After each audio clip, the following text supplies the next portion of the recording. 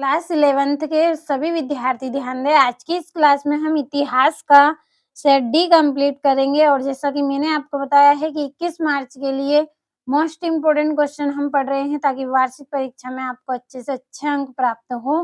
तो 3 सेट मैंने आपको बताए हैं, आपने कंप्लीट कर लिए होंगे। और अब देखिए हम सेट बी को यहाँ पे कंप्लीट करेंगे। सारे प्रश्नों के आंसर भी साथ में मैं आपको दूँगी। तो वीडियो में लास्ट तक बने रहें और पूरे प्रश्नों को कंप्लीट करें। चलिए बढ़ते हैं पहले प्रश्न की ओर। ये आपका पहला प्रश्न, सही विकल्प आपको चुनने हैं। तो पहला है, मेसोपोटामिया के लोग किस पर लिखा करते थे? तो मिट्टी की पट्टिकाओं पर वे लिखते थे। दूसरा है, कुरिलताई क्या थी? तो कुरिलताई क्या थी? मंगोल सरदारों की परिषद।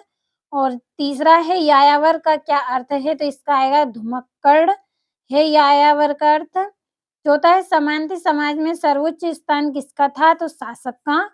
पांचवा है, सेल्टरल शब्द अमेरिका में किसके लिए प्रयोग होता था? तो इसका आएगा यूरोपीय लोगों के लिए। और छठा है, चीन में कम्युनिस्ट पार्टी की स्थापना कब हुई थी?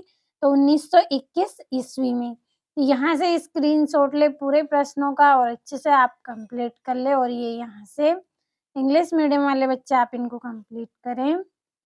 और ये यहाँ से आपका 5वां छठा है।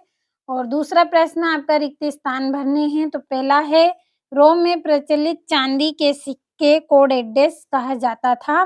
तो दीनारियस कहा जाता है। और दूसरा है, रोम में गणतंत्र की स्थापना डेडेस ईस्वी वर्ष में हुई थी? तो इसका आंसर आएगा 509 ईस्वी पूर्व वर्ष में हुई थी। और तीसरा है, चंगेज खान की विधि संहिता को डेडेस नाम से जाना जाता है? तो यास नाम से जाना जाता है। और चौथा है, सामंतों का निवास स्थल डेडेस कहलाता था? तो मेनर। और पांचवा है, अमेरिका में ब्रिटेन के डेडेस उपनिवेश थे? तो 13। और छठा है, वर्ष डेडेस में इंग्लैंड का समुद्री यात्री कैप्टन जेम्स कुक ऑस्ट्रेलिया पहुंचा था? तो 1870 ईस्वी में पहुंचा था। तो ये आपके रिक्त स्थान कंप्लीट हुए। और ये यहाँ से कंप्लीट कर ले इंग्लिश मीडियम वाले बच्चे, ट्रांसलेट कर ले आप। और ये यहाँ से तीसरा प्रश्न, सही जोड़ी बनानी है। तो पहली जोड़ी है कीलाकार लिपि, तो इसका आएगा मेसोपोटामिया।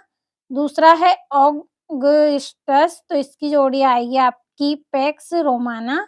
तीसरा है तुमन, तो इसकी जोड़ी आएगी सबसे बड़ी सैन्य इकाई है। चौथा है तामा, तो तामा की जोड़ी आएगी आपकी अलग अलग सैन्य टुकड़ियां। और कैनबरा आपकी 5वीं जोड़ी है, तो इसका आएगा ऑस्ट्रेलिया की राजधानी। और सान मिनचू ये आपकी 6ठी जोड़ी है, तो इसका आएगा डॉक्टर sun यat-sen। और शोगुन, तो इसका आंसर आएगा जापान। तो ये आपकी यहाँ पे जोड़ी भी कंप्लीट हो गई है। भरोसा रखें, चारों सेटों को आप कंप्लीट करें। 4 सेट अगर आपने कंप्लीट कर लिए तो आपके पूरे 60 या 65 अंक पक्के हैं। अगर 65 नहीं तो 60 तो पक्के ही हैं। तो आप कंप्लीट ज़रूर करें पूरे प्रश्नों को। और ये यहाँ से कंप्लीट कर लें। चौथा प्रश्न आपका एक वाक्य में उत्तर है, तो सभी को मैंने यहाँ पे कंप्लीट कर दिया है। अच्छे से आपको पढ़ लेना है पूरे प्रश्नों को और अच्छे से कंप्लीट कर लेना है। और ये यहाँ से आपका इंग्लिश मीडियम वाले बच्चों के लिए है। तो चलिए अब हम हमारे प्रश्नों की ओर बढ़ते हैं। तो ये आपका यहाँ पे 5वां प्रश्न है, सत्य असत्य। तो पहला असत्य है, दूसरा सत्य, तीसरा सत्य, चौथा सत्य, 5वां छठा आपका सत्य रहेगा। और ये यहाँ से हमारे प्रश्न स्टार्ट हुए हैं 2-2 नंबर के। मेसोपोटामिया सभ्यता किस लिए प्रसिद्ध है? और मेसोपोटामिया में कृषि कब शुरू हुई थी? और मेसोपोटामिया की संस्कृति में शहरों के महत्व को स्पष्ट कीजिए। और 8वां है, रोमन साम्राज्य में साक्षरता की स्थिति क्या थी? संक्षेप में बताइए। तो 2-2 नंबर के सारे प्रश्न हैं और इन प्रश्नों के आंसर की पीडीएफ भी दूंगी, तो आपको कंप्लीट कर लेने हैं पूरे प्रश्नों को। और ये यहाँ से आपका 9वां है, मंगोल कबीलों का जीवन कैसा था? मध्यकालीन यूरोप के जीवन में चर्च की भूमिका को समझाना है, ये आपका 10वां प्रश्न। और लियोनार्डो दा विंसी के बारे में आप क्या जानते हैं? संक्षेप में लिखिए। 12वां है, गुटनबर्ग कौन था? उसने किस चीज का आविष्कार किया था? तो कंप्लीट कर ले, सारे 2-2 नंबर के प्रश्न हैं। चलिए बढ़ते हैं 13वें प्रश्न की ओर। ये आपका 13वां प्रश्न, अमेरिका में रेड इंडियन कौन थे? 14 है, उत्तरी अमेरिका के मूल निवासियों के विषय में आप क्या जानते हैं? संक्षेप में लिखिए। और जापान में सैन्यकरण के उदय के कारणों का वर्णन करना है। 16 है, रोमन साम्राज्य की महिलाओं की स्थिति का वर्णन कीजिए, 3 नंबर का प्रश्न। और मंगोलों के सैन्य अभियानों के व्यापक प्रभावों की चर्चा करनी है। तो 3-3 नंबर के प्रश्न हैं, कंप्लीट आपको अच्छे से कर लेने हैं।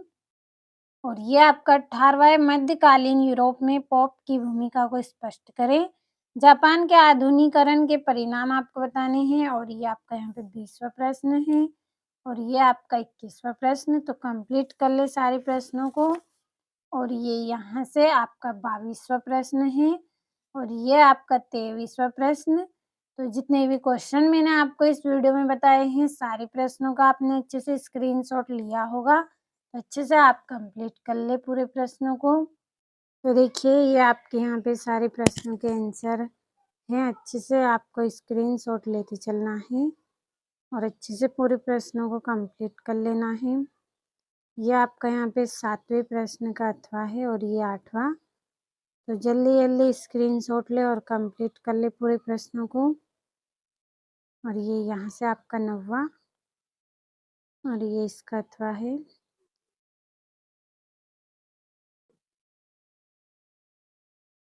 ये आपका यहाँ पे 10वां प्रश्न का आंसर और ये 11वां।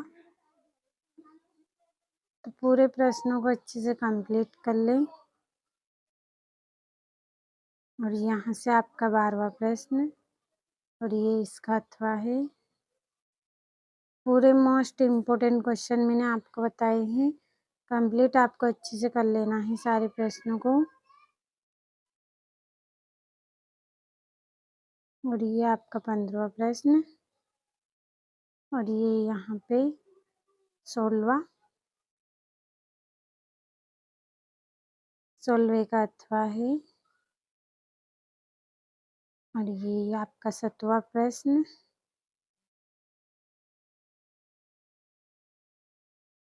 कंप्लीट कर ले पूरे प्रश्नों को।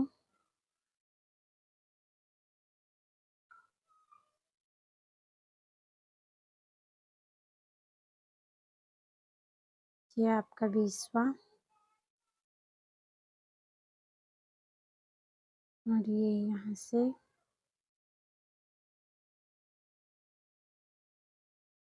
ये आपका 22वां है। तो स्क्रीन अच्छे से आपने लिया होगा सारे प्रश्नों का, अच्छे से आप कंप्लीट कर लें।